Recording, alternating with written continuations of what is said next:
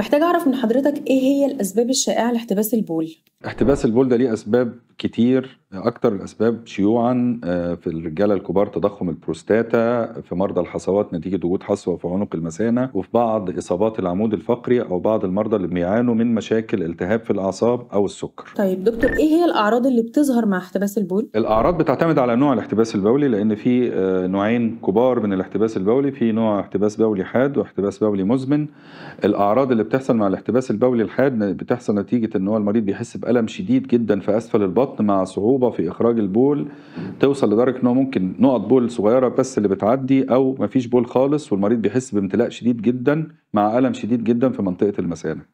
الاحتباس المزمن المريض اللي بيلاحظ ان هو خروج البول منه بيبقى باندفاع ضعيف مع احساس دائم بعدم التفريغ او امتلاء في اسفل البطن، وفي بعض الاحيان ممكن ده يوصل لدرجة ان هو يبقى فيه معاه اعراض اختلال وظائف الكلى لو الاحتباس البولي المزمن ده كان لفترة طويلة مع ارتجاع البول على الكليتين. دكتور، إزاي العوامل النفسية زي التوتر والقلق بتأثر على الاحتباس البولي؟ العوامل النفسية زي التوتر والقلق ليها دور كبير في موضوع الاحتباس البولي، لأن ممكن تزود التوتر عضلات الحوض، ودي بتعمل مشاكل في تفريغ المثانة في بعض المرضى لو هم عندهم قابلية أو عرضة للموضوع ده، وغالبا المرضى دول كمان بيبقى عندهم مشاكل في الإخراج بالنسبة للجهاز الهضمي. تمام.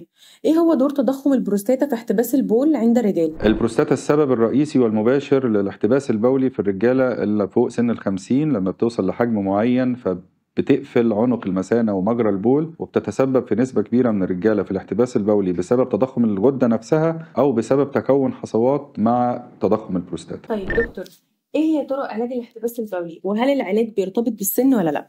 طبعا بيرتبط بالسن، لان على كل سن بيبقى حسب نوع السبب الاحتباس البولي. يعني لو في عيان مثلا عنده تضخم في البروستاتا بيبقى التدخل بعمليه للبروستاتا او بعلاج ليها. لو مريض نتيجه حصوه مثانه قفل عنق المثانه بنعمل له منظار ومفتت الحصوه. لو مريض عنده مشكله نتيجه التهاب اعصاب او سكر بنعمل بعض الابحاث علشان نعرف سبب الاحتباس البولي ونتعامل معاه طبقا للسبب. تمام، شكرا جدا لحضرتك يا دكتور. عفوا.